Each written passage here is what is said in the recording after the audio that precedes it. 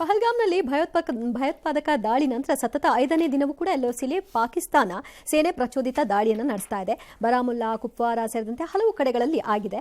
ಈಗಾಗಲೇ ಕಾಶ್ಮೀರದಲ್ಲಿ ಸ್ಲೀಪರ್ ಸೆಲ್ಗಳು ಕೂಡ ಪತ್ತೆಯಾಗಿದ್ದು ಸಕ್ರಿಯವಾಗಿದ್ದು ಹೊರಗಿನವರು ಕಾಶ್ಮೀರ ಪಂಡಿತರು ಭದ್ರತಾ ಪಡೆಗಳ ಮೇಲೆ ದಾಳಿ ನಡೆಸಲು ಪಾಕಿಸ್ತಾನದ ಐಎಸ್ಐ ಸಂಚು ರೂಪಿಸಿದೆ ಅಂತ ಗುಪ್ತಚರ ಇಲಾಖೆ ಮಾಹಿತಿಯನ್ನು ಕೊಟ್ಟು ಎಚ್ಚರಿಸಿದೆ. ಹೀಗಾಗಿ ಕಾಶ್ಮೀರದ 87 ಪ್ರವಾಸಿ ತಾಣಗಳ ಪೈಕಿ 48 ಈಗಾಗಲೇ ಬಂದ್ ಮಾಡಿಕೊಂಡಿದ್ದಾರೆ. ವಿಶ್ವಸಂಸ್ಥೆಯಲ್ಲಿ ಪಾಕಿಸ್ತಾನದ ನಿಜ ಬಣ್ಣವನ್ನು ಭಾರತ ಬಯಲು ಮಾಡಿದೆ. ಭಯೋತ್ಪಾದಕರಿಗೆ ತರಬೇತಿ ಹಾಗೂ ಹಣಕಾಸಿನ ನೆರವು ನೀಡುತ್ತಿರುವುದನ್ನು ಪಾಕಿಸ್ತಾನ ಒಪ್ಪಿಕೊಂಡಿದೆ. ಈ ತಪ್ಪೊಪ್ಪಿಗೆ ಆಶ್ಚರ್ಯ ಏನಿಲ್ಲ ಅಂತ ಹೇಳಿದ್ದಾರೆ ಭಾರತದ ರಾಯಭಾರಿ ಯೋಜನಾ ಪಟೇಲ್ ಅವರು. ಮೆಡಿಕಲ್ ವೀಸಾ ಪಡೆದಿದ್ರೂ ಕೂಡ ಪಾಕಿಸ್ತಾನಿಯರು ಭಾರತ ಬಿಟ್ಟು ತೊಲಗಲು ಇವತ್ತೇ ಕೊನೆ ದಿನ ಆಗಿತ್ತು.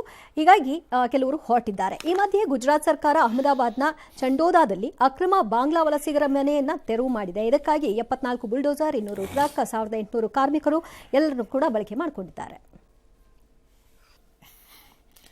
ಮೆಡಿಕಲ್ ವೀಸಾ ಮೇಲೆ ಕಳಿಸ್ತೀವಿ ಅಂದ ಮೇಲೆ ಜೀವ ಉಳಿಸ್ಕೊಳಕ್ ಬಂದಿದ್ರು.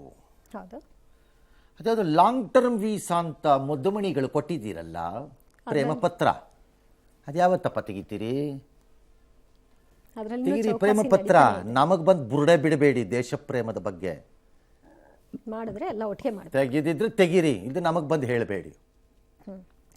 ಆಮೇಲೆ ಎಲ್ಲೆಲ್ಲಿಂದನೋ ಫೋನ್ ಮಾಡಿಸ್ಬಿಡಿ. ಯಾಕೆ ಹಿಂಗೆ ಮಾತಾಡ್ಬಿಡ್ತಿದ್ದಾರೆ? ಕತ್ತರಿಸಿ ಹಾಕಬೇಕು ನಿಮ್ಮನ್ನ. ಡಬಲ್ ಗೇಮ್ ಮಾಡೋ ದೇಶ ಪ್ರೇಮಿಗಳಿದ್ರೆ ನಿಮ್ಮೊಳಗಡೆನೂ ನೀವೇನು ಮೇಲಿಂದ ಇಳಿದು ಬಂದುಬಿಟ್ಟಿಲ್ಲ. ಮಾಡೋದಿದ್ರೆ ಎಲ್ಲರಿಗೂ ಒಂದೇ ರೂಲ್ ಮಾಡಿ.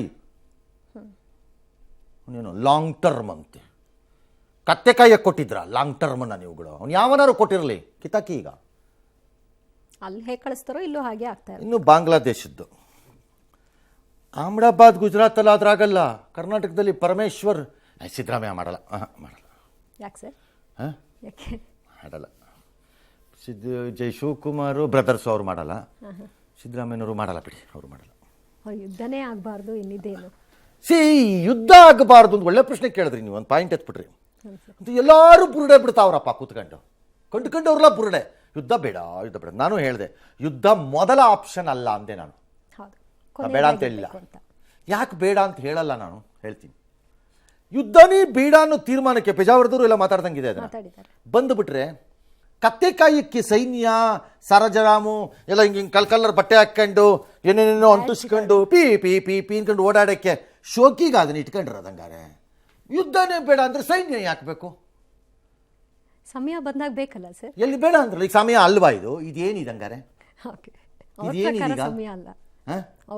ಯುದ್ಧಕ್ಕೆ ಹೆದರುವ ದೇಶನೇ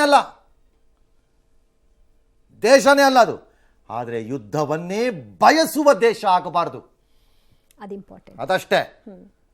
ನೀನು ನನ್ನನ್ನು ಗೋಡೆಗೆ ತಳ್ಳಿದೀಯಾ ಅಂದರೆ ಯುದ್ಧಕ್ಕೆ ತಯಾರಿ ಇದೀನಿ. ನಾನು ತಯಾರಿ ಆಗ್ಬೇಕು. ಯುದ್ಧನ ಮಾಡುವುದೇ ಇಲ್ಲ ಅಂತ ಹೇಳುವುದು ಹೇಡಿತನ. ಮಾಡ್ತೀನಿ, ನನಗೆ ಬೇಕಾದ ರೀತಿ ಮಾಡ್ತೀನಿ, ಬೇಕಾದ ಸಮಯದಲ್ಲಿ ಅಂತ ಹೇಳೋದು ಬುದ್ಧಿವಂತಿಕೆ. ನೀನು ಬಯಸ್ದಂಗಲ್ಲ ಹಂಗೆ. ಎಸ್.